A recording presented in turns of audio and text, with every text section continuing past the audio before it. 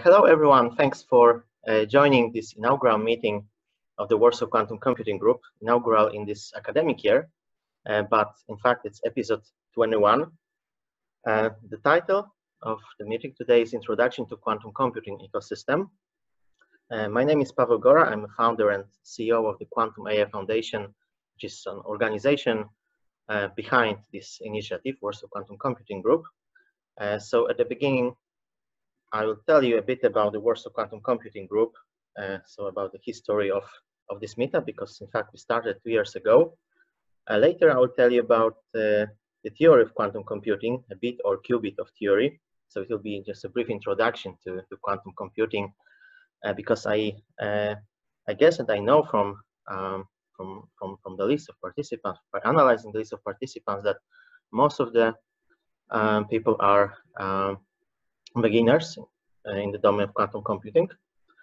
Later, we'll also tell you about applications of quantum computers, and finally about building quantum computing ecosystem, especially here in Poland. But I will also tell you what is happening currently in general in the world of quantum computing.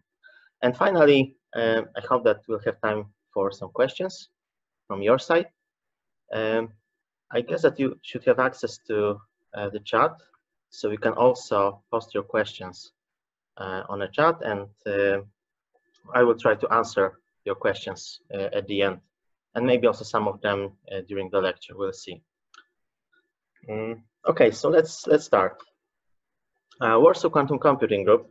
It's a meetup for quantum computing enthusiasts in Warsaw. Our goal is to facilitate education and research collaboration of people interested in quantum computing. So building quantum computing awareness and quantum computing community here in Warsaw, in Poland. But since right now we have online and remote-only meetings, then I want to build a global community as well. And at the end, I will also tell you about some international initiatives aiming to build a global community of quantum computing specialists. Each meeting consists of a lecture given by a quantum computing specialist. Some of the lectures are followed by an after party when quantum computing enthusiasts can interact and exchange their ideas. So we had after party meetings before the pandemic crisis, so before the March this year. So initially our meetings were organized, for example, in session from Facebook, Google Warsaw, University of Warsaw, or CodeGool. These are some nice facilities in Warsaw. But as I mentioned from the beginning of the pandemic crisis, our meetings are online and remote only, so that we can also guest people from other cities, other countries. But unfortunately, we cannot have after party meetings as before the pandemic period. Our lectures are recorded, and later we make them available on our YouTube channel. So this meeting is also recorded. So the recording will be available on our channel in a few days from now. Okay, and now let's go back to the history, to the very beginning of this group. We started in November 2018, so almost 2 years ago. This date was not selected by accident. Our goal was to commemorate the 100th anniversary of regaining independence by Poland. And the lecture, Introduction to Quantum Computing, was given by Professor Rafał Adamkowicz-Dobrzański from the Faculty of Physics of the University of Warsaw. Later, we had meetings more or less once per month. So here you can read some examples of titles of our past lectures. For example, Elements of Quantum Machine Learning, Efficient Quantum Gates, Adventures of Bell State in the World of NISQ. So as you can see, and as you can check on our website, we had meetings more related to theory of quantum computing, and also some lectures focusing rather on theoretical backgrounds of quantum mechanics and physics behind quantum computing. So yeah, our goal is to diverse set of topics, and if you believe that you may also give an interesting lecture, interesting talk on one of our meetings, then of course we invite you to let us know, and we'll be happy to host you as our speaker lecturer. You can also check our previous recordings from our previous lectures on our YouTube channel. There are also some links to the previous meetings with details about titles and speakers on our websites. You can also follow our Twitter profile, Facebook group, and fan page on Facebook. All right, so that was a story and some information about Warsaw Quantum Computing Group. So now let's start talking about quantum computing. Okay, so what is quantum computing? I guess that at least some of you may already know, but maybe some people still want to hear about it. So the simple answer is that these are the computations according to the laws of quantum mechanics. And what does quantum actually mean? So some of you maybe some of you may study physics or have background in physics, so you probably know what the word quantum means. But let me just cite the Wikipedia. In physics, a quantum is the minimum amount of any physical entity, physical property, for example, involved in an interaction. And the fundamental notion that the physical property can be quantized is referred to as the hypothesis of quantization. This means that the magnitude of the physical property can take on only discrete values consisting of integer multiples of one quantum. All right, and apparently it may have some interesting consequences, because we may think about computations, we may think about algorithms, but we also should remember that we live in a real world, which is quantum, which is governed by the laws of quantum mechanics. So computation is a physical process, but is governed by the rules of physical world, which is inherently quantum. And we know that for more than 100 years, at least from the Max Planck's postulate, which says that the electromagnetic energy could be emitted only in quantized form, which is proportional to the Planck constant and frequency of a photon, electromagnetic wave. And there is also an interesting and famous Landauer principle, which says that there is a minimum possible amount of energy required to any logically irreversible manipulation of information. For example, erase one bit of information. So, okay, we can talk about algorithms, we can talk about computations, but we should also remember that we cannot run computations for free. We live in a physical world, so there are some limitations in this physical world, and it may have some interesting consequences. Richard Feynman, a very famous physicist, in his book There's Plenty of Room at the Bottom, said that there's nothing that I can see in these physical laws that says that computer elements cannot be made enormously smaller than they are now. In fact, there may be certain advantages. And I guess that at least some of you heard about the famous Moore's law, Gordon-Moore's law, which basically says that the number of transistors in a dense integrated circuit doubles about every 2 years. And this prediction proved accurate for several decades and has been used in the semiconductor industry to guide long-term planning and to set targets for research and development. But even Moore himself realized that he sees Moore's law dying here in the next decade or so. And he said that in 2015. But the Intel, which is also one of the famous companies working on processors, also realized that the pace of advancement has slowed from, so doubling has slowed from 2 years, once per 2 years, to once per 2.5 years. But they also mentioned that the trend will continue thanks to the phenomenon called hyperscaling. But it looks that it cannot continue forever because if this density doubles every 2 or 2.5 years, then in the year 2035 or 2040, the size of a single transistor should be more or less of the size of a single atom. And in such a scale, the transistors will be governed by the rules of quantum mechanics. And in such a scale, computations might be totally different.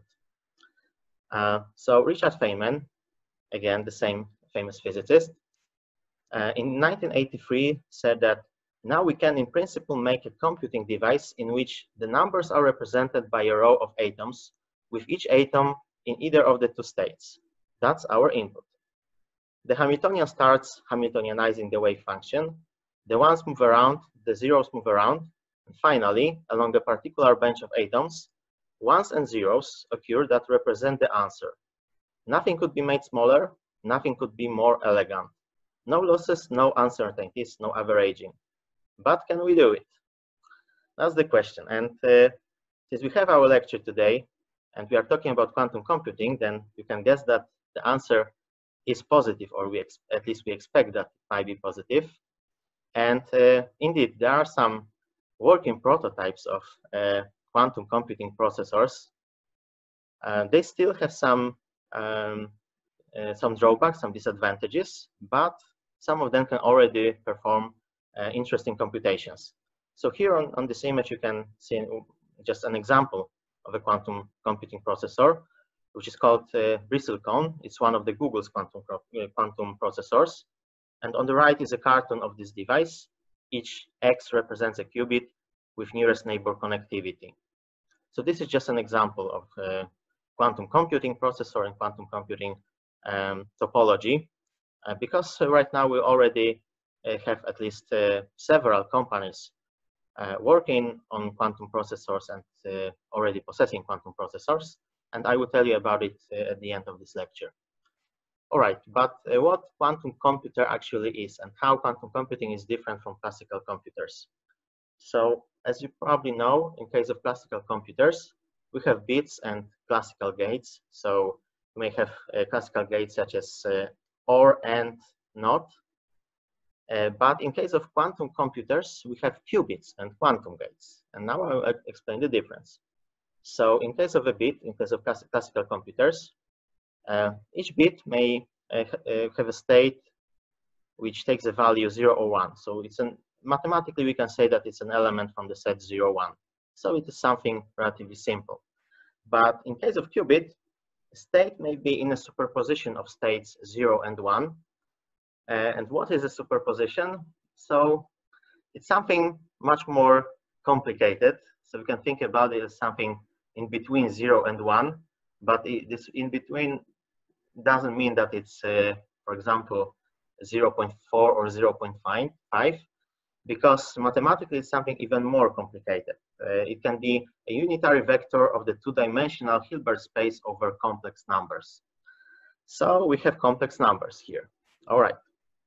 What are the other differences? So in case of classical computers, the state is determined. So we can know exactly whether the state is 0 or 1. And the state can be changed from 0 to 1 and vice versa using classical gates. But in case of quantum computers, to get values 0 or 1, we can do a measurement which breaks superposition. So we can get the value 0 or 1, but we don't have superposition anymore. But we may just have a probability of getting 0 or 1 after the measurement. And this probability depends on the qubit states. And our quantum gates may modify qubits, and they may modify the probability. So in case of quantum computing, our quantum gates just modify the probability of obtaining 0 or 1 after the measurement, after the end of computations. So we operate on probabilities or distributions of probabilities of getting 0 or 1 after the end of the computations during the measurement. All right, so I mentioned that the qubit or the state of a qubit may be in a superposition of states of 0 and 1. And this superposition might be a unitary vector in the two-dimensional Hilbert space over complex numbers.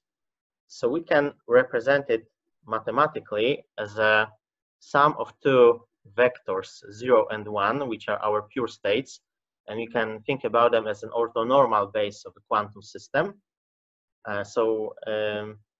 And A and B, and the coefficients here, are complex numbers, such that these squares of their amplitudes are probabilities of getting 0 or 1, so that the amplitude, the square of the amplitude of the number A plus square of the amplitude of number B is equal to 1.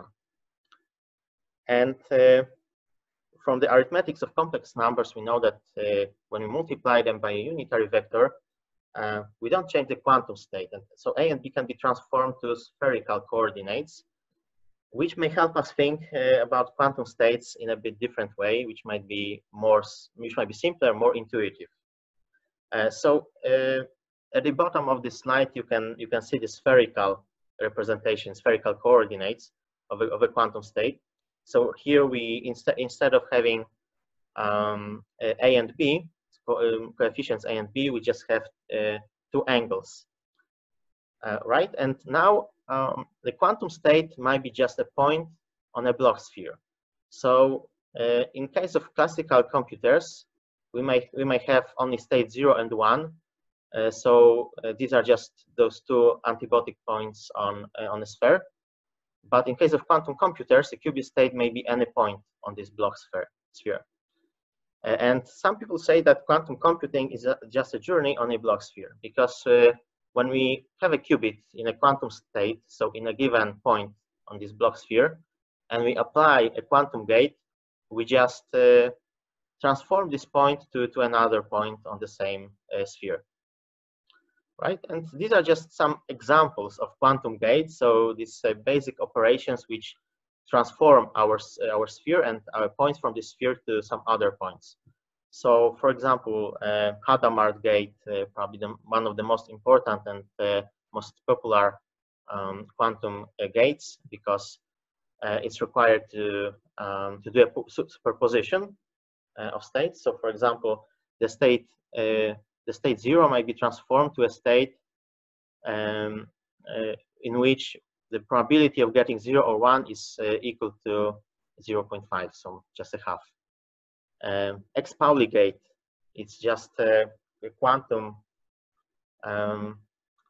corresponding gate, so the quantum equivalent to the NOT gate from classical computations. And it turned out that any quantum circuit, so we can build a quantum circuit based on some elementary quantum gates, such as these notable examples. Any quantum circuit can be simulated to an arbitrary degree of accuracy using a combination of CNOT gates and single qubit rotations. So those single qubit rotations are just those four gates which I presented here. So Hadamard gate, Pauli X, Pauli Y, Pauli Z, for example. And now I will explain why these gates are rotations. So let's take a look at the Hadamard's gate. So we said that point 0 may be transformed to a point which is a superposition of state 0 and 1. And we can do the similar transformation of the pure state 1. And we can realize that such a transformation just represents a rotation of P, of an angle P, about the axis X plus Z. So when we just take a look at the Bloch sphere once again, we can imagine where this X plus Z axis should go. And we just do a rotation of the whole sphere by an angle P. And this is just what the Hadamard's gate does. Yeah, and if you want to think about it in terms of operations on matrices, because I also mentioned that 0 and 1 can be considered as an orthonormal base. Then here is the Hadamard matrix, which is responsible for this operation. And this is very similar in case of Pauli X gate. This time, this gate is equivalent to the NOT gate, and it represents a rotation of P about the axis X. And here you can see the Pauli X matrix. And here is CNOT gate. So this gate acts on 2 qubits instead of 1, because Hadamard's gate and Pauli X, Pauli Y gates act on just a single qubit. So CNOT acts on 2 qubits, and it performs the NOT operation on the second qubit only when the first qubit is 1, and otherwise it leaves it unchanged. And here you can see the CNOT matrix. And so here the dimension is 4 this time. Okay. So the interesting and important thing about quantum computation is that when we have n qubits, we can prepare a superposition of 2 to the power of n numbers. So in case of classical computers, when we have n bits, on n bits we can represent only one n-bit number. Yes, so we have 2 to the power of n-bit numbers, and we can represent only one number at a given time. But in case of quantum computing, we can represent all 2 to the power of n numbers at the same time. So we can construct a superposition of 2 to the power of n possible states. And just by, for example, applying this Hadamard's gates. And in a single run, we can process all states present in the superposition. So I mentioned at the beginning that our quantum gates just modify the probability of getting 0 or 1 after the measurement. So again, at the beginning, after the superposition, after applying Hadamard's gates, each state was equally probable, at least in theory. And after applying some other gates, so more complex circuit of gates, we can modify the distribution of probability of obtaining some specific results at the end. And here's an example of a quantum circuit which actually can compute something useful or maybe funny. So this is just an example. So we have 8 qubits here, numbered from 0 to 7. So in case of qubit number 5 and qubit number 7, we don't have any quantum gate. So the initial state is just 0, and after the measurement, we also get 0 with probability 1.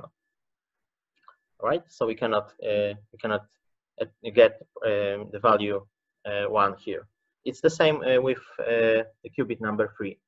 But in case of qubit number 6, we have this X Pauli gate, which is not operation or equivalent to not operation. So since we had the qubit in a pure state 0, this X Pauli gate just transforms it to the pure state 1. So again, when we run computations, then and then perform a measurement, then we'll get the value 1 with probability 1. But qubits numbers 0, 1, 2, and 4 are more interesting because here we have the Hadamard's gate, and we also have some X Pauli gates, and we also have 3 C-node gates. So C-node gates operating on 2 qubits. So let's take a look at the qubit number 4. So first we apply the Hadamard's gate, and after applying the Hadamard's gate, we know that this qubit is in a superposition of pure state 0 and 1, and then we apply X Pauli gate. So initially, if the state was 0, so this part of the superposition corresponding to 0 will be transformed to 1, and in that case, it may trigger the C-node gate, and bits 0, 1, and 2 will be changed to 1 with probability 1. And then we apply the X Pauli gate once again, so that after the measurement, the value of this qubit will be 0 again. But it will happen only with probability 0.5, right? Because we were after applying Hadamard's gate, our qubit was in a superposition of state 0 and 1. So with probability 1/2, and the result of a measurement will be 0, and with the same probability, it should be 1. And if the state is 0, then after applying the X Pauli gate, so then the value of qubit 0, 1, and 2 will be still 0. And after applying the X Pauli gate, the value of qubit 4 will be again 1. So it turned out that in case of qubits number 7, 5, 6, and 3, the values are determined. So with probability 1, we'll just get values 0 or 1 after the measurement. But in case of qubits number 0, 1, 2, and 4, with probability 0.5, we'll get 1 value, or one sequence of values, and with the same probability, we'll get a negation. And when we analyze the results, so as I said, here we have 8 qubits. So we can get one of two 8-bit numbers, which can represent some letters in the ASCII code, and these letters are just my initials, so letter P and letter G. So I can say that I've just built a quantum circuit which can calculate my initials. So it can be considered as a something like hello world in quantum computing. If you want to test whether you can build simple quantum circuits in a new quantum programming framework, then you can try to do this relatively simple exercise. Okay, so this is just an example of a quantum circuit. And if you want to learn more about quantum circuits, building quantum circuits, running computations using such quantum programs, later in this lecture, I will tell you where you can learn more about it, because in the next meetings and next events organized by Quantum AFI Foundation, Warsaw Quantum Computing Group, and our partners, you will have opportunity to learn more how to build such quantum circuits and how to run more or less complicated computations using such quantum circuits. All right, and why it is important? So I've mentioned that on n bits we can process only one n-bit number at the same time in case of classical computers. But in case of quantum computers, using n qubits, we can process all 2 to the power of n n-bit numbers at the same time. In case of classical computers, the results are deterministic and randomness is in fact a pseudo-randomness. But in case of quantum computers, we may have real randomness, and we can easily sample from probability distributions, which are difficult for classical computers.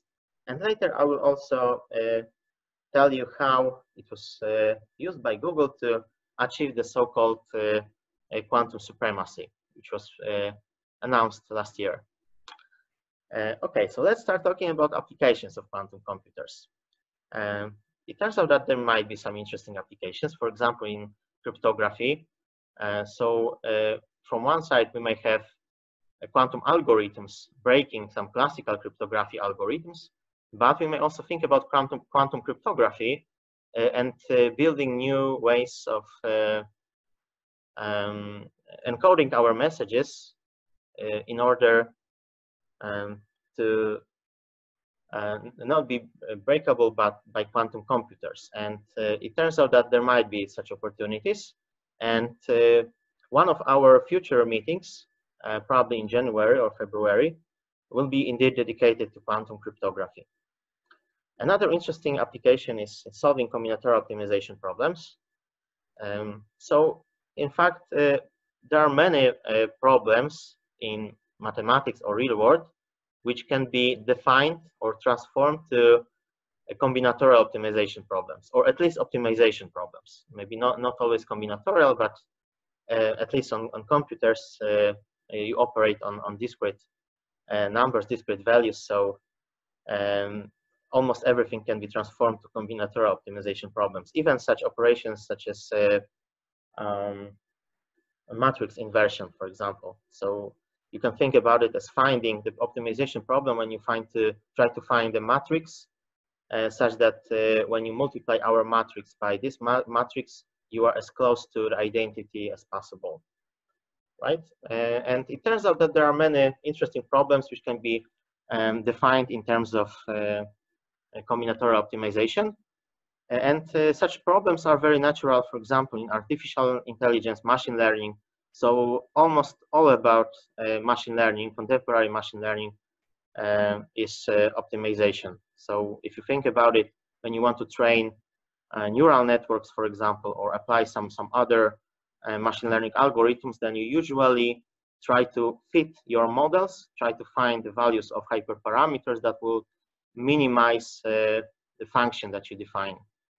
There might be similar applications, for example, in finance, in transport or logistics, and I will present you an interesting example from transport later.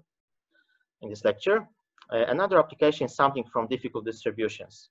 So Boltzmann distribution, which is also useful in applications in machine learning, isn't just an example of such a difficult distribution, which might be easily sampled in case of quantum computing, but in case of classical computers, it's more difficult to sample from. Simulating quantum processes. That may have application in discovering new materials or new drugs.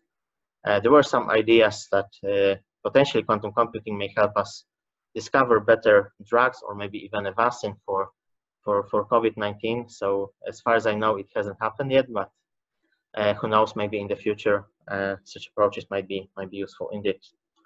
All right, so now I'll tell you a bit more about those applications in cryptography, or in fact in breaking cryptographic codes.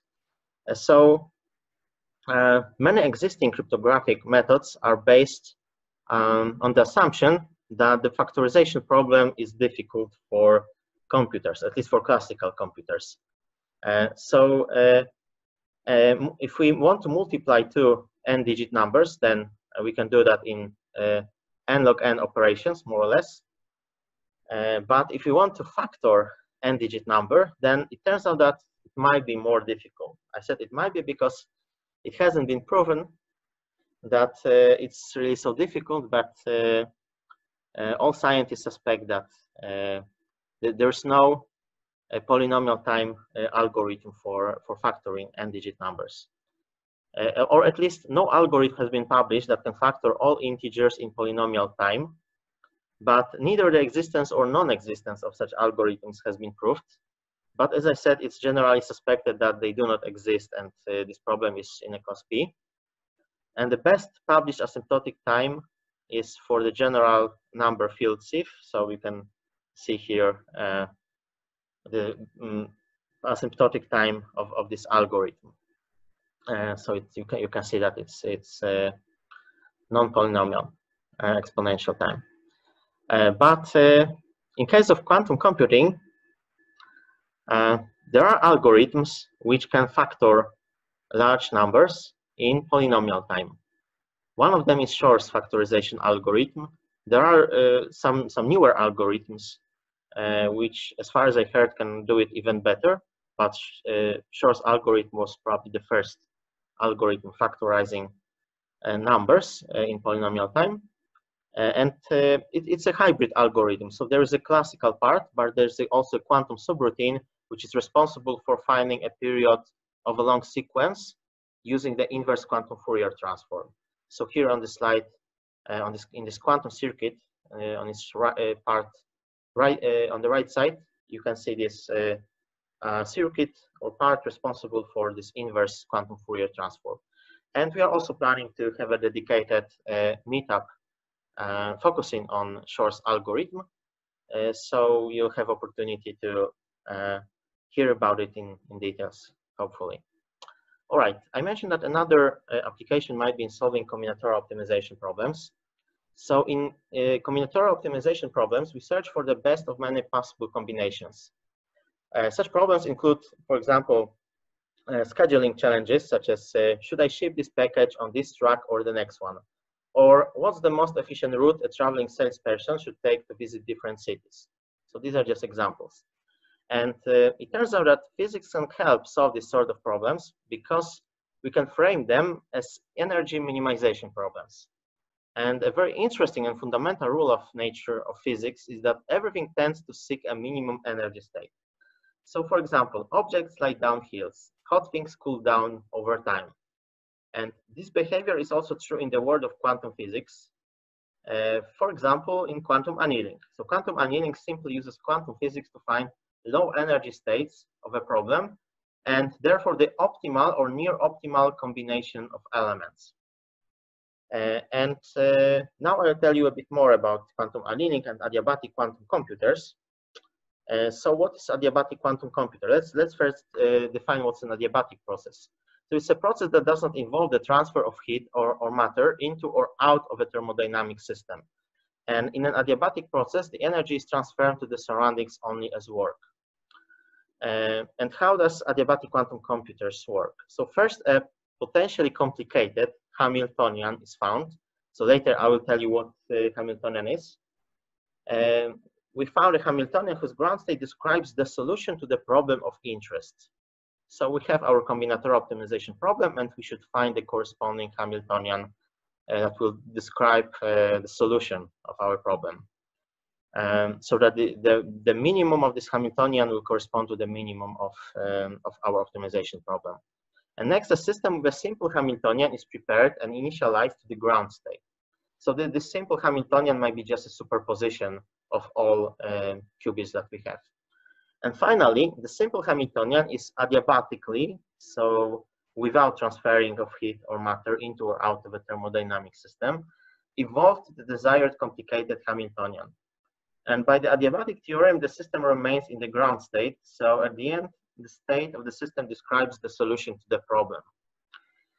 So in theory, we might have the opportunity to solve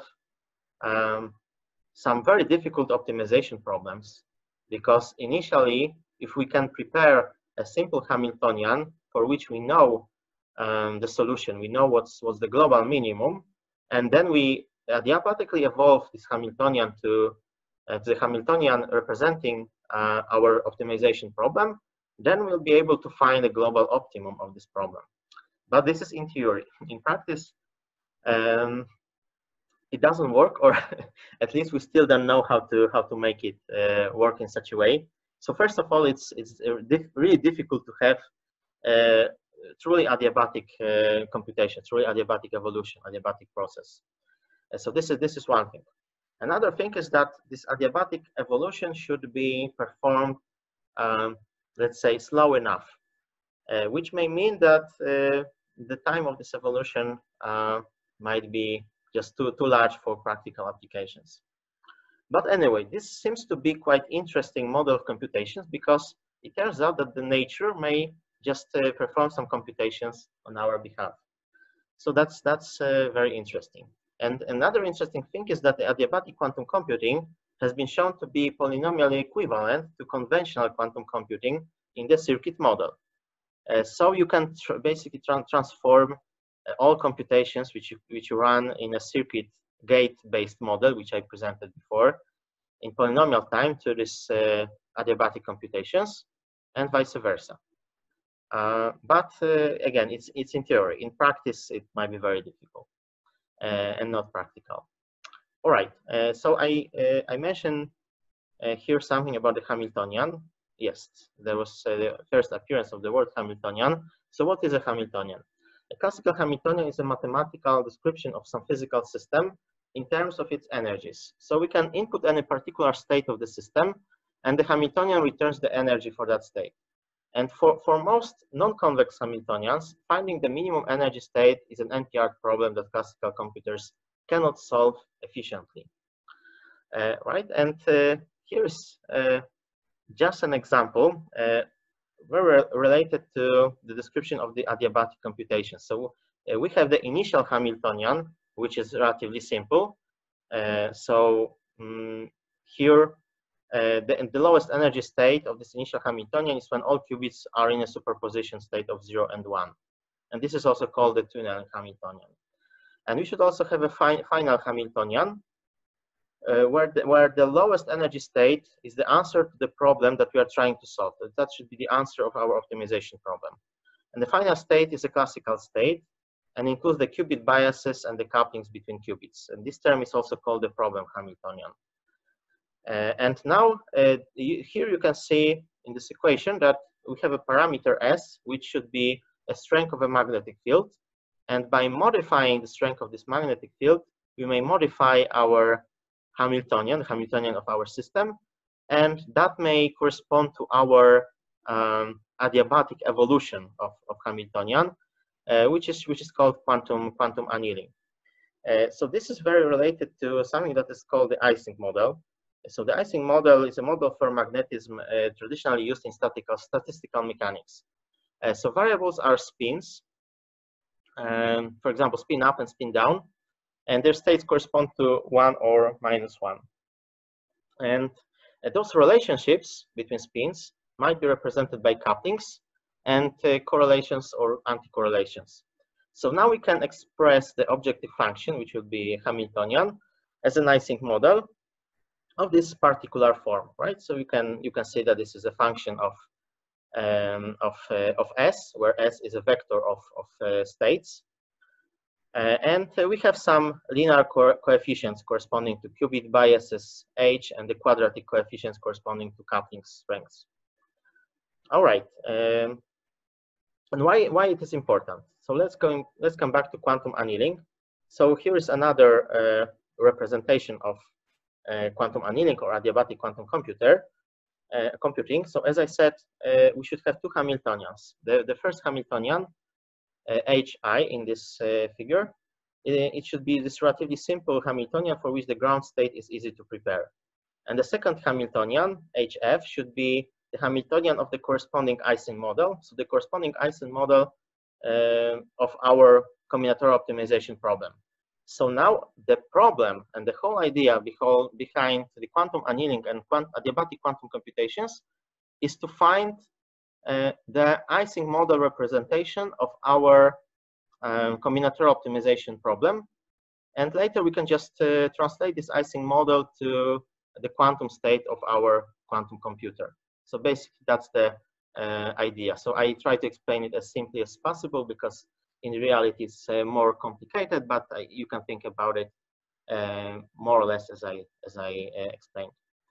And here, in case of this second Hamiltonian, the ground state, so the solution of our problem, the global optimum, is just the solution of the problem. So the minimum of the Ising model, the minimum of the Hamiltonian, is a solution of our combinatorial optimization problem.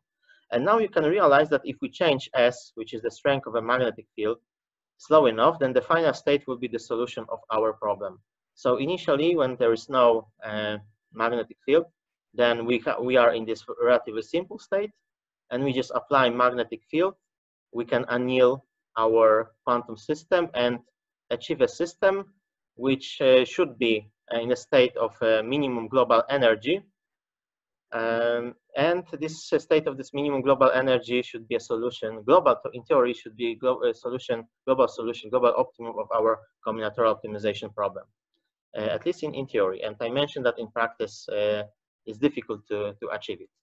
And I said that we modify the Hamiltonian. So basically, we modify the landscape of this Hamiltonian function, and we keep the property that our system should stay for the whole time of the computations in the state of the global minimum, or at least in theory, it should stay in the state of the global minimum. And in theory, this can be achieved using the phenomenon called quantum tunneling. Thanks to this quantum tunneling, we can just ensure that our quantum system may just jump from one local optimum, which was, for example, the previous global optimum of our Hamiltonian, to another point, which will be a global optimum of another Hamiltonian after the modification. So that's the idea, and that's the idea. And thanks to this quantum mechanics, thanks to quantum tunneling, potentially in theory, we should be able to stay in this global optimum. But as I said, and you should remember that in practice, it's difficult to achieve it. So I can say that I've already run some computations on D-Wave's machine. So here is a link to the video presented by D-Wave's company. It's probably the only company on this planet currently working on adiabatic quantum computers and quantum annealing. So here's a link to the video which explains this quantum tunneling and quantum annealing process in a very nice way. But we've already run some computations on their machine, and I can say that it's really difficult to achieve good results. So not only global optimum, but even results that would be comparable to global optimum. All right. So another interesting and important thing here is that how to translate our combinatorial optimization problem to this Ising model, which can be later just translated to the quantum state of our quantum machine. We can do that using a formulation, mathematical formulation, which is called QUBO. It's quadratic unconstrained binary optimization. So this is just a formulation of an optimization problem where we have n binary variables. So they may just take states 0 or 1.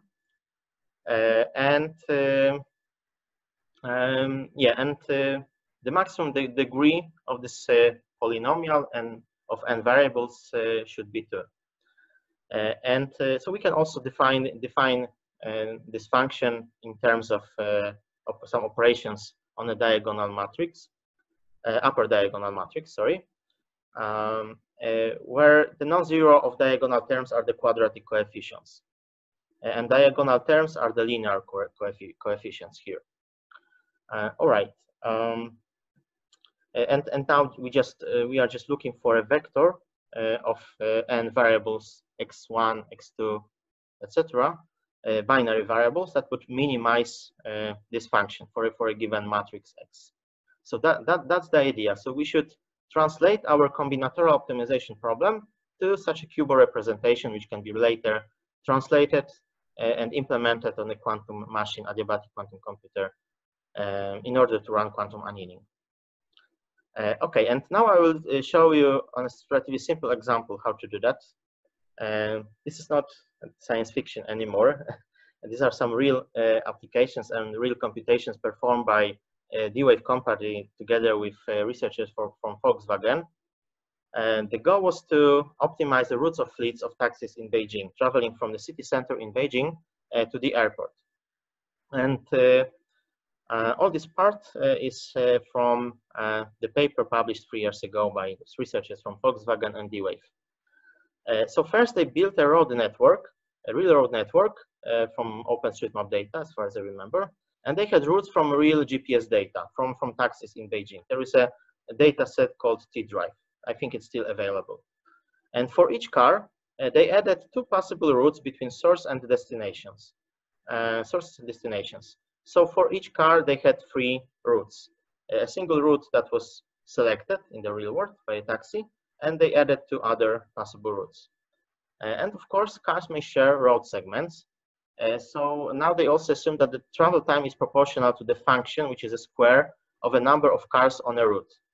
It is a simplification because it may make sense when we assume that all these cars just travel through the given road segment at the same time, which is not true usually, but only with such a simplification we are able to construct relatively simple QUBO, quadratic unconstrained binary optimization formulation of this problem. And now our goal is to minimize the total travel time. So how to do that? So let's assume that we have n cars, and as I said, each car may take 1 of 3 routes. So now the variable qij may be equal to 0 or 1, depending on whether car I takes route j or not. So we want to ensure that each car takes exactly 1 route, so that when we calculate such a sum of qij for each I, and this is a sum over 3 possible routes, then exactly 1 of these 3 variables should be equal to 1. So this sum minus 1 should be equal to 0. So when we just raise it to the power of 2, then it should be still 0. So we just get an equation which is a condition which should be satisfied for each car in order to ensure that each car will just select exactly 1 route, and that is important. Let's also define a set of those qij associated with routes that share street segment S. So from all our street segments in our road network, let's just select 1 specific road segment, and let's just take all variables which correspond to routes taken by cars, which also has this road segment S as its part. So the segment S, the road segment S should be a part of a route J. And now, by the assumption which I mentioned previously, the cost, it is assumed that the cost of traveling through the road segment S is equal to the sum of all cars traveling through this segment raised to the power of 2. So this is the square of the sum of all of the number of cars passing given road segment. And now we can define our objective function as a sum of all costs for all road segments. So now we have all costs for all road segments in our graph. And then we should also add this constraint, which should be satisfied in order to ensure that that every car selects exactly one route. So again, we should sum all these constraints and add a parameter lambda. And what's the role of this parameter? So this is our objective function, and you can see that this can be it can be transformed to the Kubo formulation, right? So we have a function, quadratic function of some number of binary variables. So this is just a Kubo formulation. So we can transform this Kubo formulation to the corresponding Ising model and run computations on our quantum computer using quantum annealing. And then we will be able, in theory, we'll be able to find a good solution. That would be our global optimum or relatively good, heuristically optimal solution to our problem. But the problem is that if we don't add this part related to the condition, which should be satisfied, then our quantum annealing may want to minimize the cost, but will not ensure that this condition that each car selects exactly one route is satisfied. So in order to make it satisfied, we should ensure that this value of the parameter lambda is large enough that any good solution of this problem, any solution that might be a candidate for a global optimum or relatively good solution, should have all these values in brackets equal to 0, right? So because otherwise lambda will be large, so large that even with a relatively small cost, it will not be global minimum or even good enough solution found by the solver. So that's the idea behind adding this lambda parameter and additional constraint.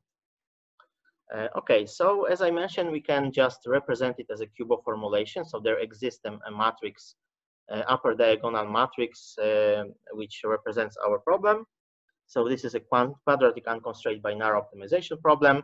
And now so solving this problem is equivalent to minimizing the objective function, or to minimizing an Ising model, which is hard, of course, but it can be solved using quantum annealing on D wave.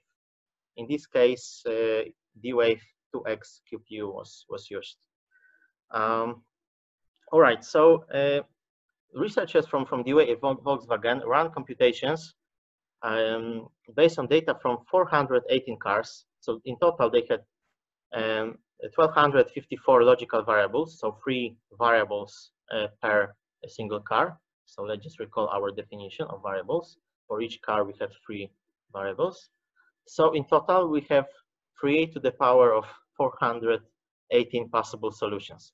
So it's an astronomical number of possible solutions. So we are not able to just evaluate all of them, but using a relatively small number of, so the result was that we are able to achieve a relatively small number of streets that are heavily occupied.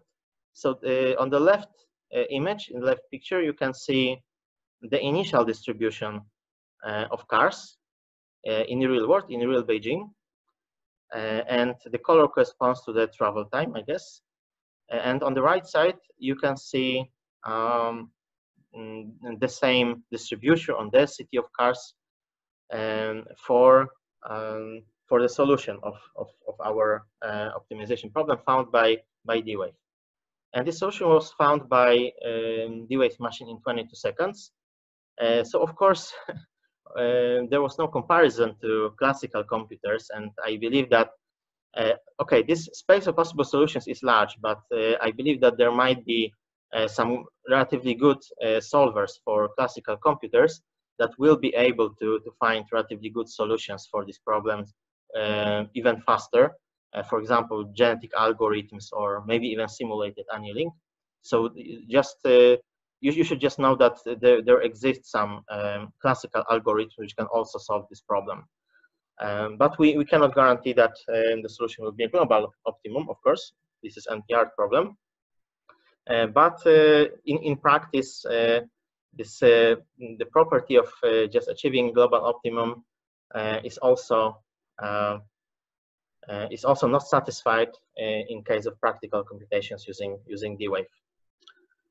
But that is interesting because in case of classical computers, there are probably just theoretical reasons why we cannot solve NP-hard problems fast. But here, in case of adiabatic quantum computers, it turns out that there are physical reasons why the nature cannot solve it fast. That is very interesting, I guess.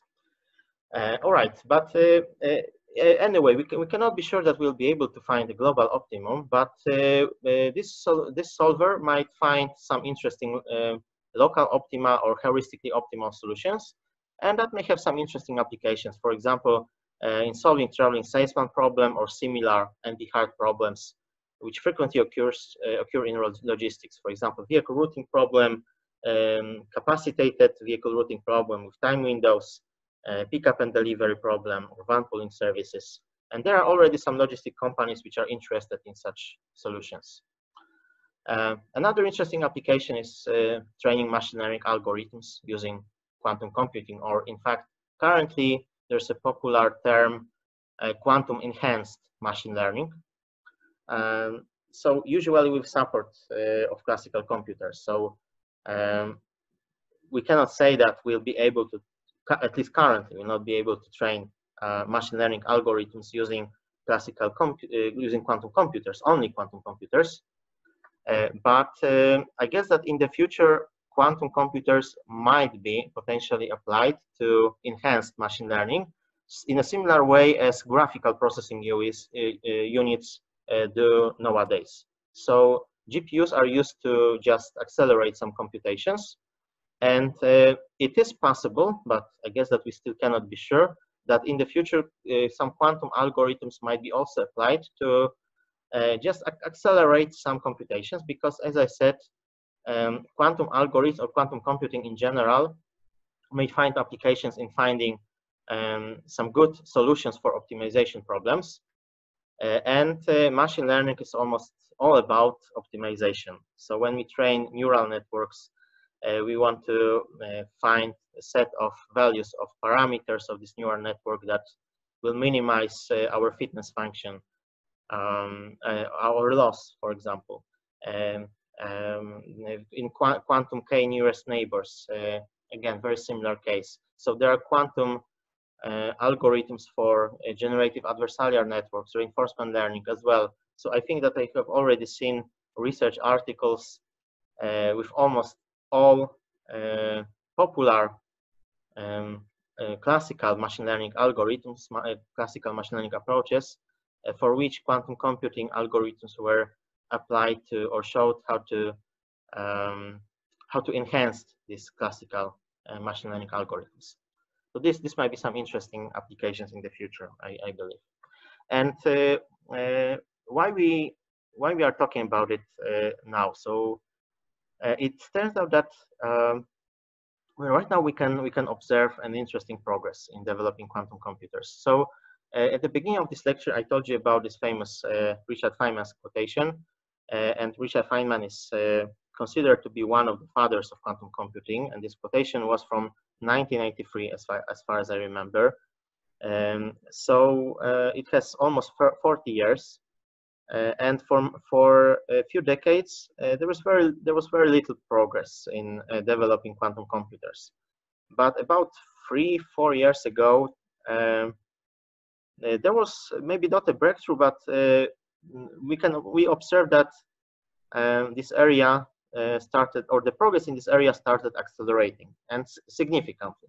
So, for example, in 2017, D-Wave announced that they have this quantum annealing machine with 2048 qubits.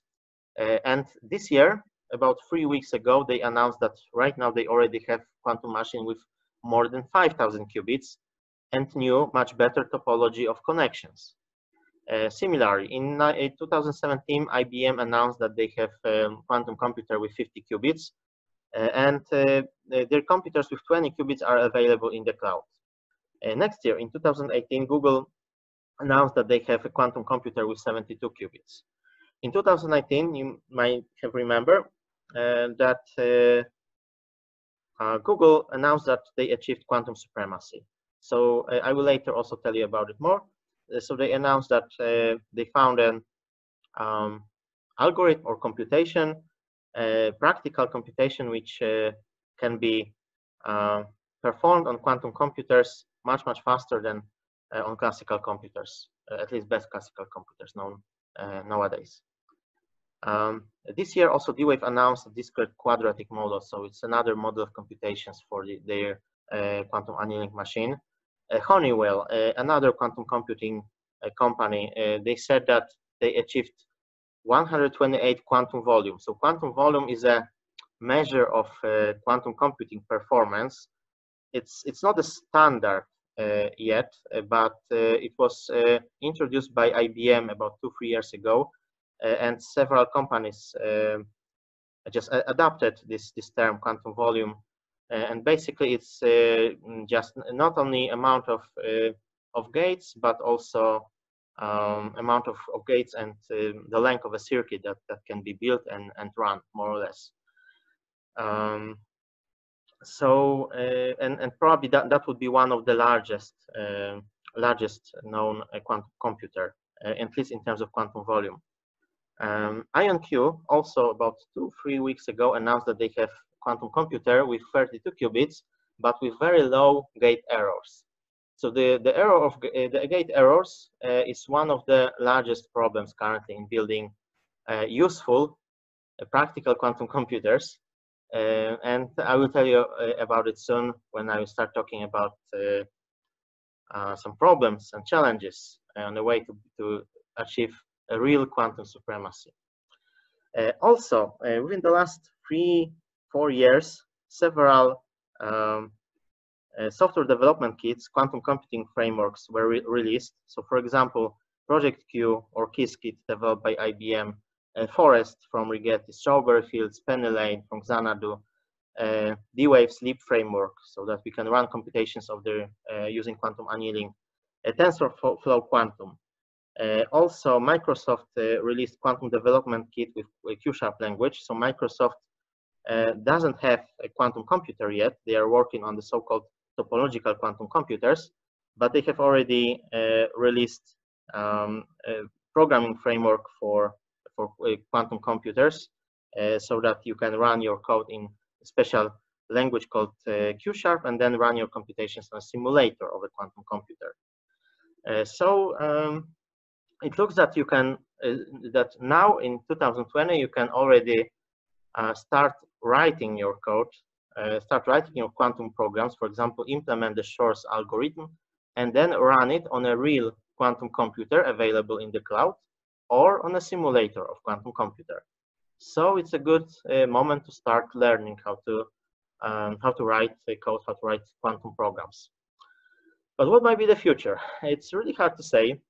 There is a famous quotation attributed to Abraham Lincoln, as far as I remember, that the best way to predict the future is to create it. So the best way is to just try to do it on our own, so try to build our own quantum computers.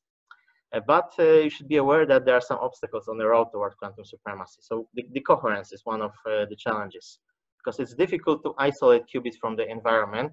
And each time we have this interaction of our qubits with the environment, we may get the noise and we may get the decoherence, and which may just break our superposition, for example, of qubits. And that may have implications on the results, of course. Error correction. So we may have some physical qubits, but it turns out that in order to have a single logical qubit that would be a perfect logical qubit without errors, we may need really many physical qubits. Another challenge, algorithms. So there are some quantum algorithms already, but it's really difficult to prove that quantum algorithms will be better than classical algorithms. And even for Shor's algorithm, right? I told you that we just suspect that there is no polynomial time algorithm for factorization, but it hasn't been proven yet. And later I will tell you about another interesting example related to this, the so-called recommendation problem. And also building some quantum gates is still challenging. But recently I observed that some companies started building better and better quantum computers. So it turns out that there are some progresses and breakthroughs in building quantum gates too. Okay, so I said that we may have a decoherence and we may have some noise errors in our computations. So Google released a Python framework for creating, editing, and invoking noisy intermediate scale quantum circuit.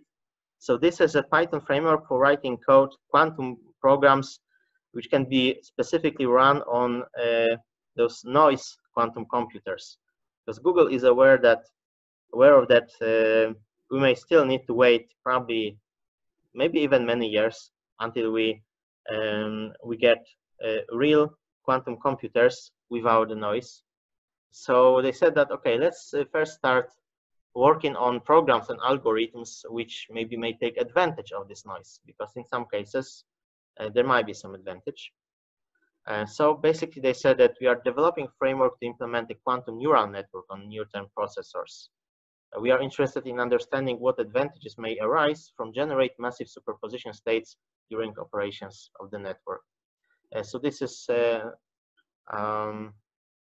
sentence or two sentences from the Google AI research website. They have this quantum AI group as well. Another interesting Google's effort, by the way, is the achieving of this quantum supremacy. So I guess that you might have heard about the famous paper that was published almost 1 year ago, quantum supremacy using a programmable superconducting processor. And even 1 year before, researchers from Google published another paper characterizing quantum supremacy in near-term devices.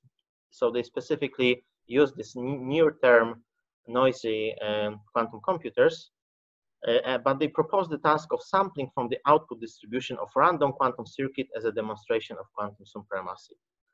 And later it was demonstrated indeed, as they showed and as they published in their paper in Nature. Another problem is related to quantum error correction. So I also mentioned about it, but now I will explain a bit how to deal with it. So let's assume that instead of just having pure state 0 and 1, so for example, instead of having a pure state 0, we have a state 0, 0, 0. And instead of having pure state 1, we have a state 1, 1, 1. So now, if we assume that there might be at most 1 qubit flip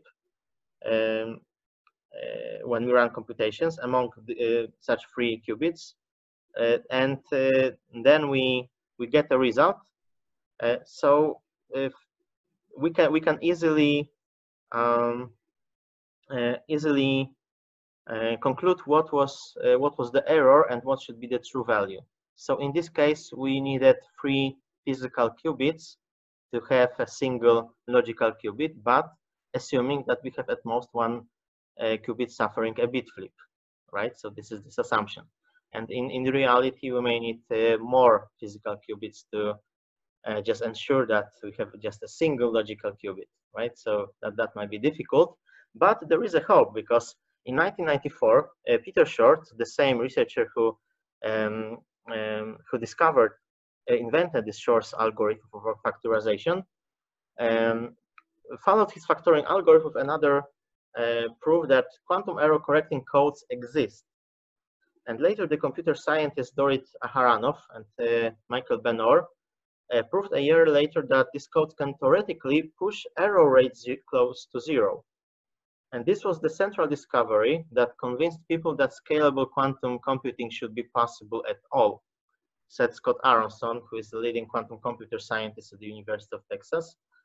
And that is merely a staggering problem of engineering. So building larger and larger quantum computers with errors close to zero, in theory, should be possible. So at least we are not aware of any physical limitations, currently at least. But also I heard that Aronson said that discovering such physical limitations might be one of the most interesting outcomes of working on quantum computing. But for now, it looks that it is a merely staggering problem of engineering.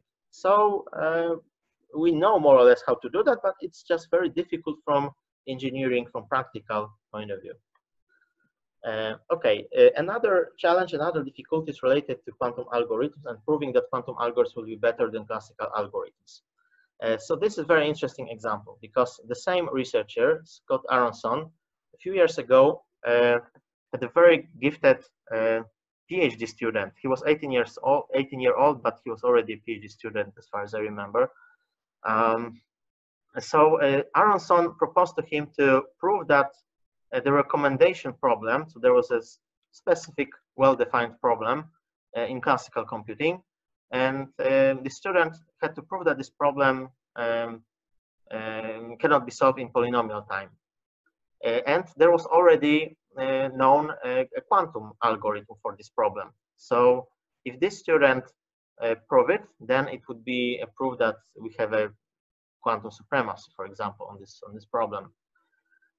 But it turned out that the student started analyzing the quantum algorithm, and he just invented a classical algorithm that was polynomial time. So after many years, so many researchers for many years thought that this problem is not in T class, so that there is no polynomial time algorithm. But this student proved that there is a polynomial time algorithm based on analyzing the quantum algorithm. So this is another reason why we should work on quantum computing. There might be some interesting unexpected discoveries as well. Building quantum computers is difficult. So when you analyze the number of qubits, so first of all, you should be aware that there are different approaches to build quantum computers. There might be quantum computers based on ion traps, superconducting qubits, photoning qubits. There might be topological quantum computers, which doesn't exist yet, but Microsoft and researchers from University of Delft in Netherlands try to build such topological quantum computers.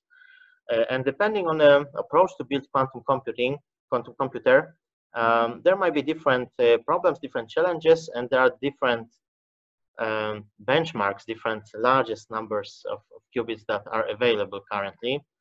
So you can say that these numbers of qubits are not very large. So the D-Wave machine is just an example, but in case of D-Wave, we need more qubits because we have to basically we need more or less the same number of qubits as we have the number of variables in our optimization problem, as you have seen. So it's still difficult to build larger quantum computers, for example, due to this decoherence and due to error correction. And now I will present some examples of frameworks, quantum programming frameworks for quantum computers. Pendelane, this is just one of examples from the Xanadu company. When it was released, it was called TensorFlow of quantum computing because it was known to be the first framework for quantum machine learning, calculating quantum gradients, for example. But later, I think that was this year or in 2019, Google released TensorFlow Quantum. So now, when you say TensorFlow of quantum computing, then we should know that there is something like TensorFlow Quantum released by Google and people working on TensorFlow. Qiskit is a framework from IBM, one of the most popular currently. PyQL, also one of more popular framework released by Rigetti company, a startup from University of Berkeley. Project Q is an open source project developed at the ETH Zurich in Switzerland. D-Wave Sleep, I told you about it. If you want to run quantum annealing experiments, you can just register and then you can get 1 minute of experiments for free. But when you run your computations, you can get more. YAO.jl. So most of the frameworks, those quantum computing frameworks, are based on Python language, so you can write your code in Python. But YAO.jl is one of interesting examples because here you can write your code in Julia. And I heard, but this is only what I have heard, is that Julia programming language might be even more suitable to quantum computing than Python. And this is probably one of the most popular libraries for writing quantum computing programs in Julia. So I also recommend you to read about it. There's a nice tutorial.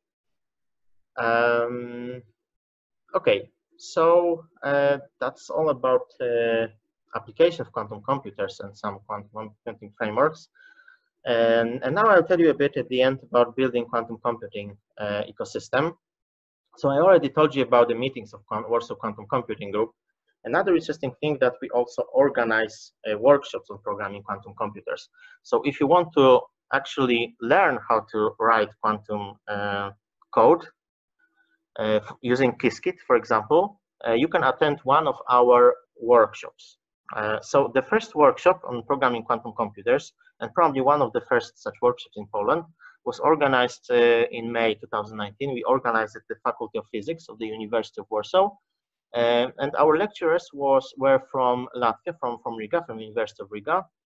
And it was a part of the QDrive project. So these researchers from Riga were just traveling the whole Europe and giving their quantum programming workshops. So this was their idea to do that. They also organized a similar workshop in Krakow. And of course, the participants had the opportunity to learn about quantum programming and Qiskit, and later we received such nice certificates. And later, thanks to this QDrive project and meeting people from Latvia and from Riga, we established something that is called QWORD. So QWORD, as you can read, is a global network of individuals, groups, and communities collaborating on education and implementation of quantum technologies and research activities. So initially, it was established by 5 quantum QZines. So right now we have 8 quantum QZines as far as I remember. So Q Poland was one of the first Q cousins. So we are among these 5 founders of QWORD.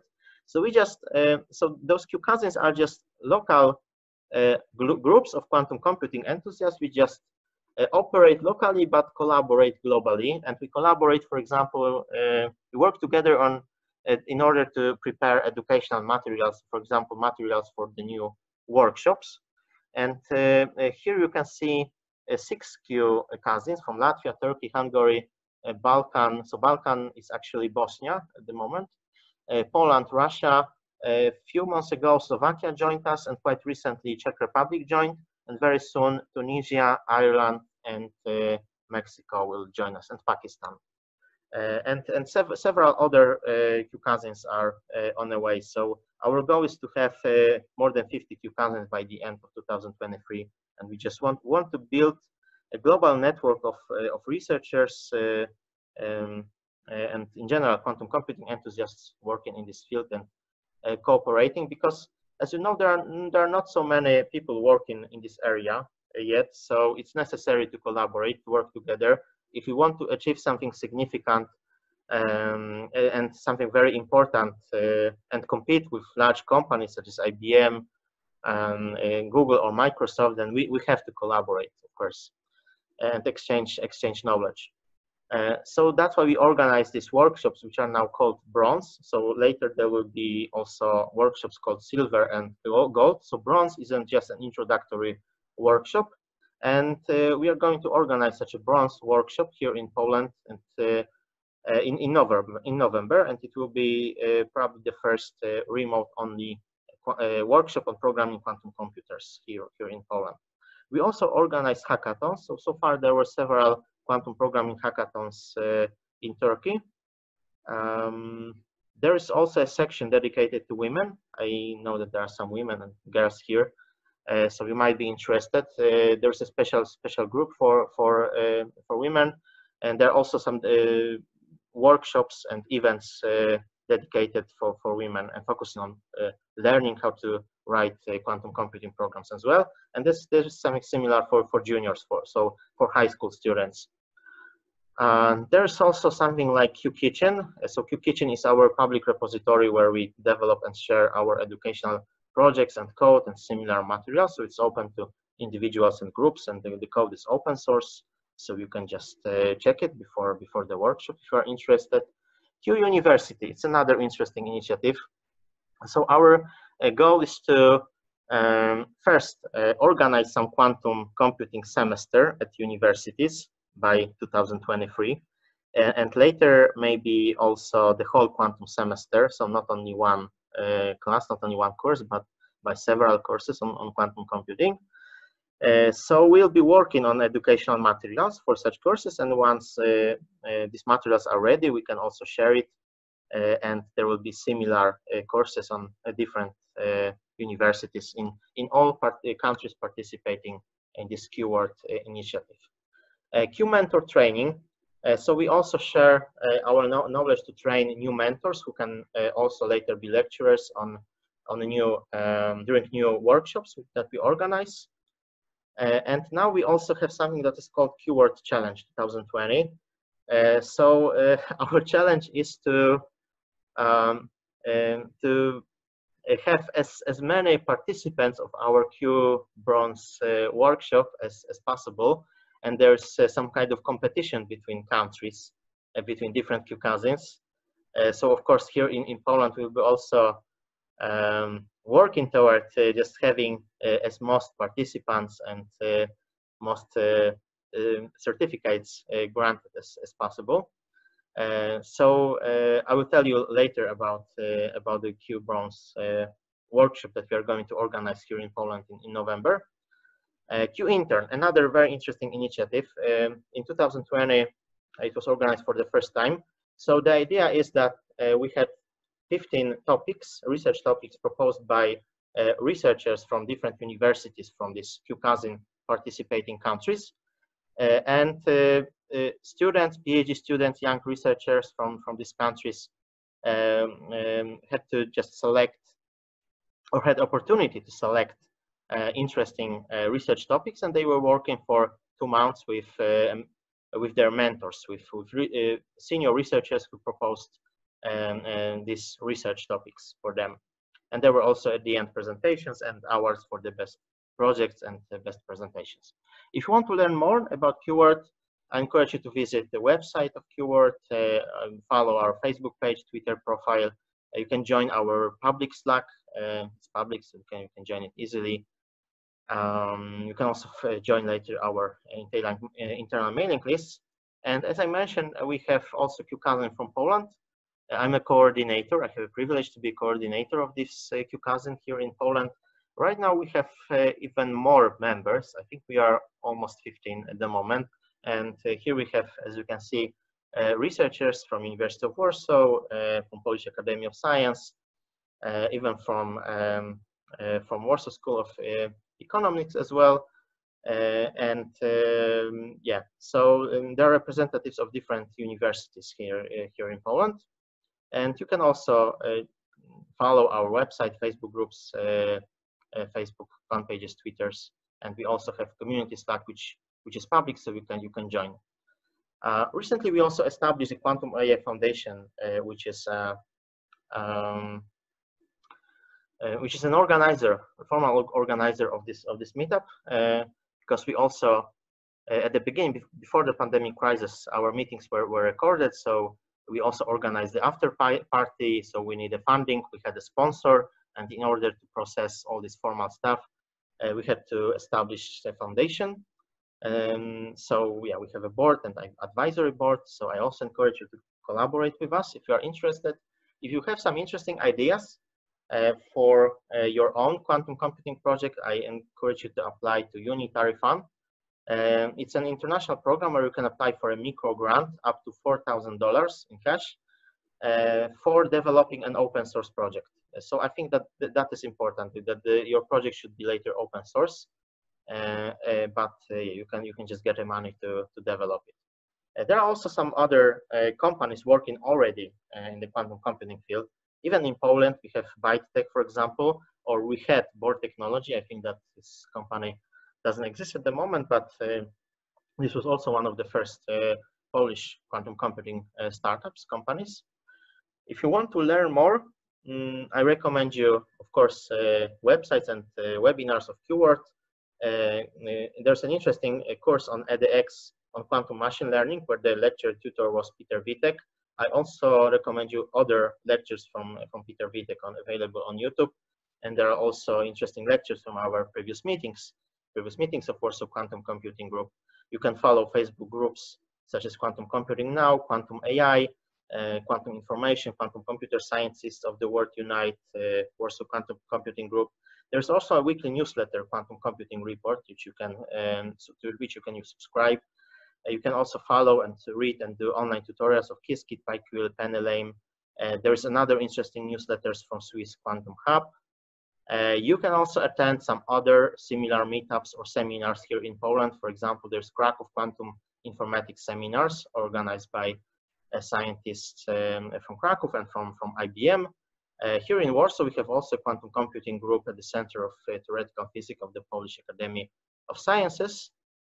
And we also have quantum information seminars at the Faculty of Physics of the University of Warsaw.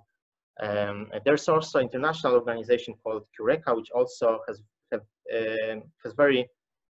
many interesting resources on its website. So you can also register there and then you'll be able to find some good educational materials.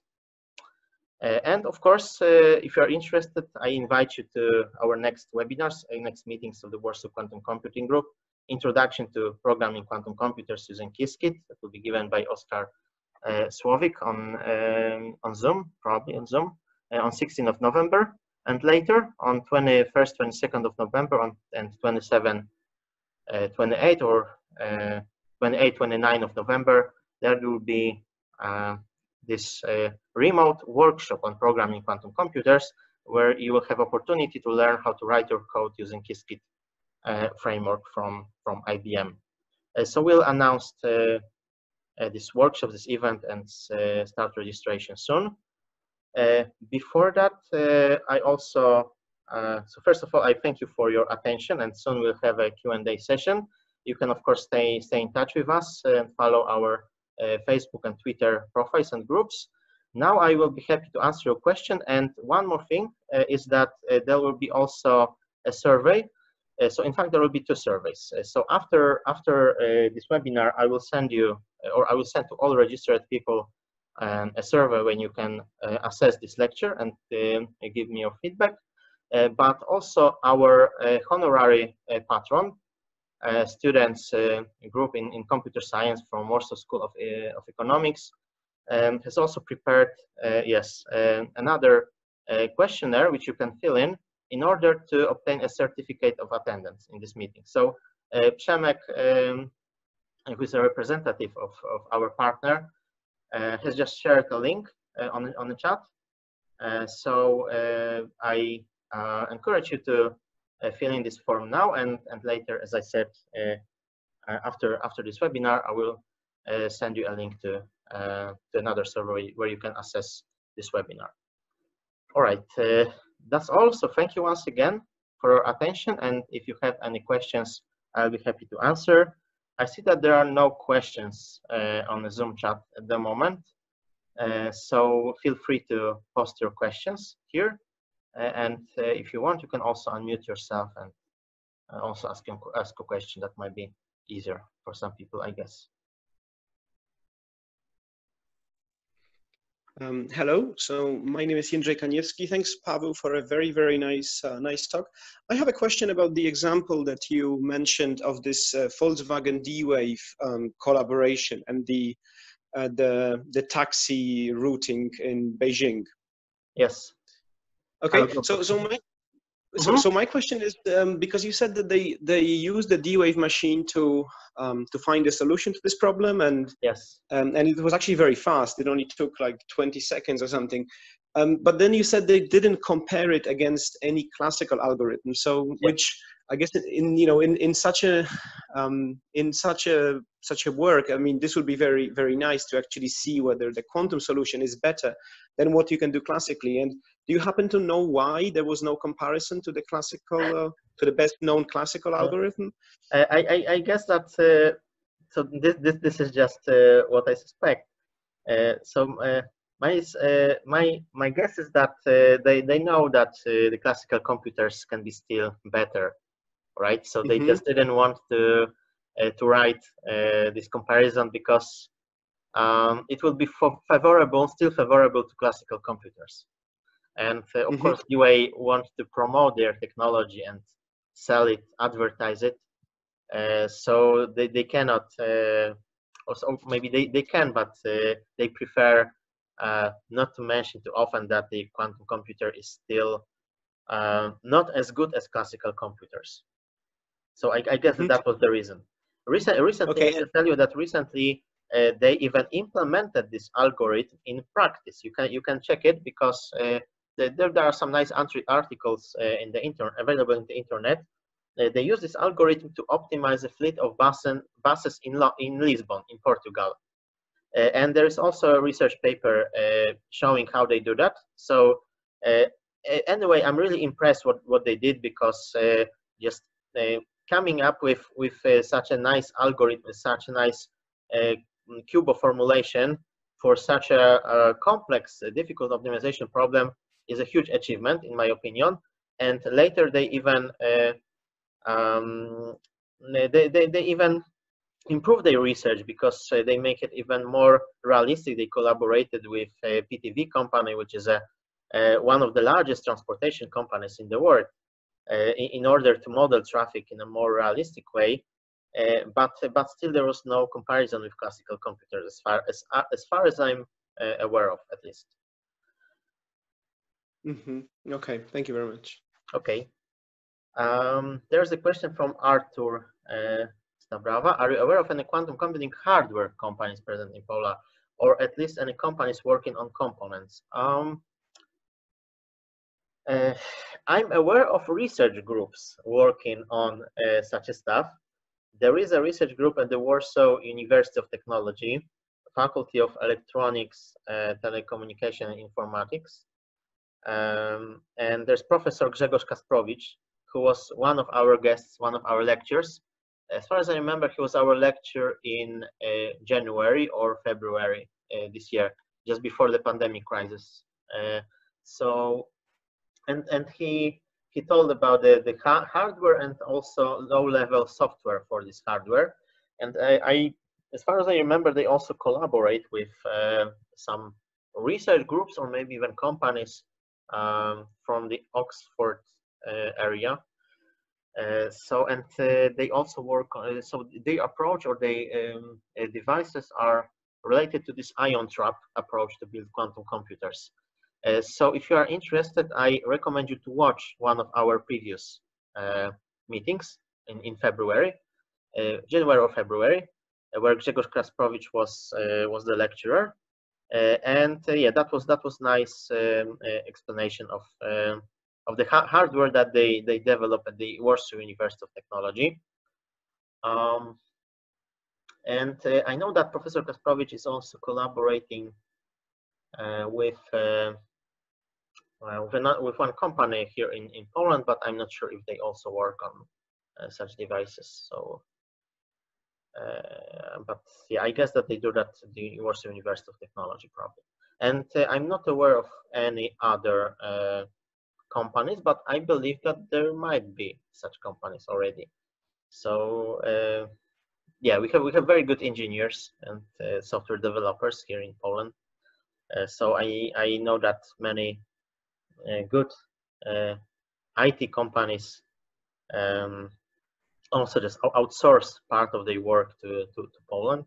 So it would not be something strange for me if I learn that there is such a quantum computing company collaborating with one of those largest or most important quantum computing companies, but I'm just not aware of them at the moment.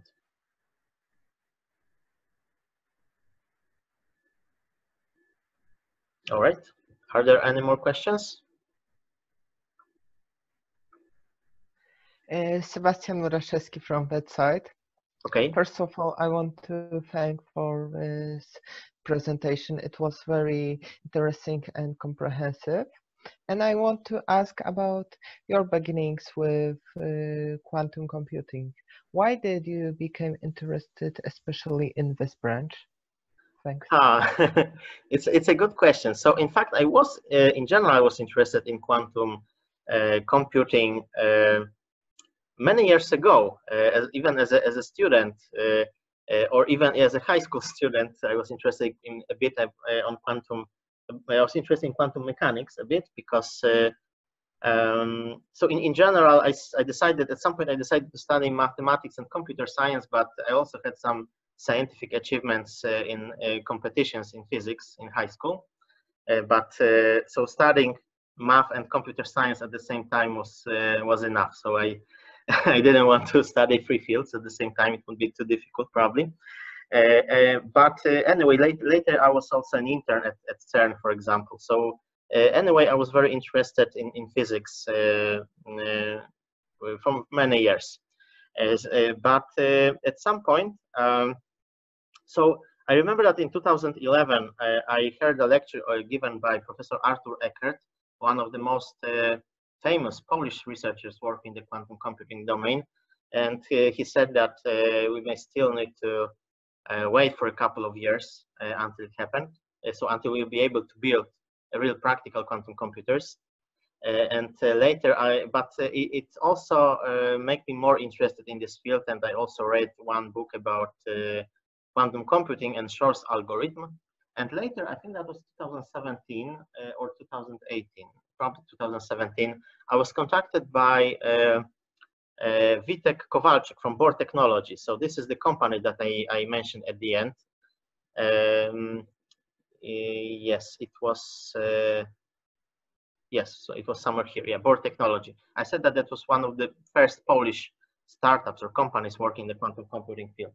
And Witek also heard about this paper of researchers from D-Wave, and he knew that I'm working in the transportation domain because in 2008 I started working on applications of machine learning AI in the transportation field, and I'm still working on this topic. This is still my primary area of research interest.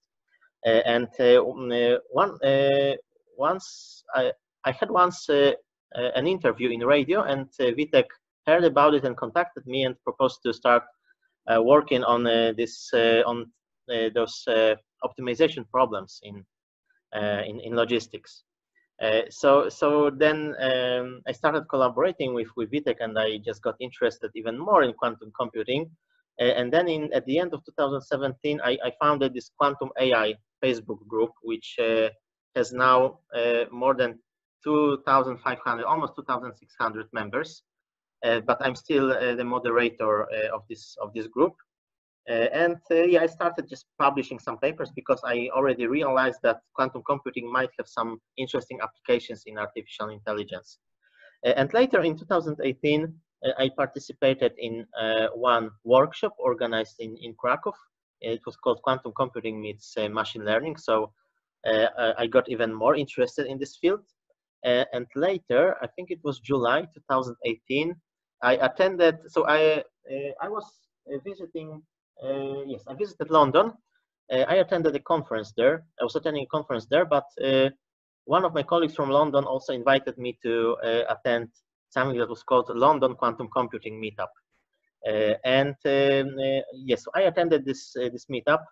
There was a very nice lecture given by one of the directors of D-Wave company. So this company worked on quantum annealing.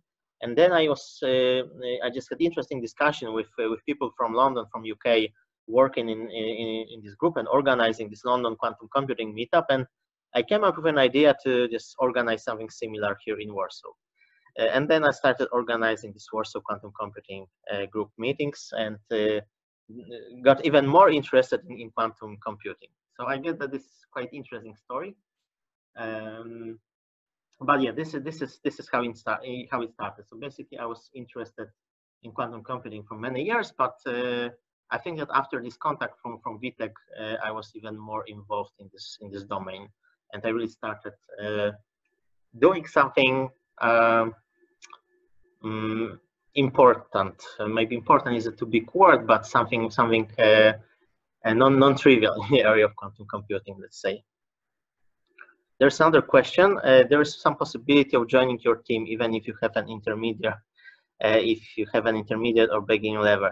You mean joining my team, right? So, so first of all, right now I have a research team working on quantum computing at the University of Warsaw. I can consider this option. So right now I believe that I may have enough human resources, but just Ricardo, please send me an email or just ping me on Messenger or in any other way, and I will see what we can do, because for sure there might be opportunities. If not exactly in my team, then I can also recommend you to some other groups. But I believe that we might find some interesting ways of collaboration. Yeah, that's all. So just send me an email, and anyway, I'm open for collaboration, because I'm already collaborating with tens of researchers from many countries. So it's something very casual for me at the moment. Great, thanks. Yeah, and of course, if anyone else is interested, then of course feel free to send me a message, and I can try to give you some hints on how to proceed further, where to learn more, because you also have some nice links, nice resources here. And as I mentioned, I will also publish this video, the recording from this webinar later on our YouTube channel, so you can also watch it later. Okay, I don't see more questions at the moment. How many people do we have? 32 people. Okay, it's 7:45 p.m. So I think that it's time to finish, time to end this meeting. So once again, thank you for your attention, and thank you for very nice questions. And I already invite you to attend our next meetings. So, for example, the next meeting of Warsaw Quantum Computing Group on 16th of November, and our workshops at the end of November, hopefully. So we'll later confirm the dates, because they are not 100% confirmed, but it's most likely it would be end of November. Thank you once again. I will now stop sharing my slides and stop recording.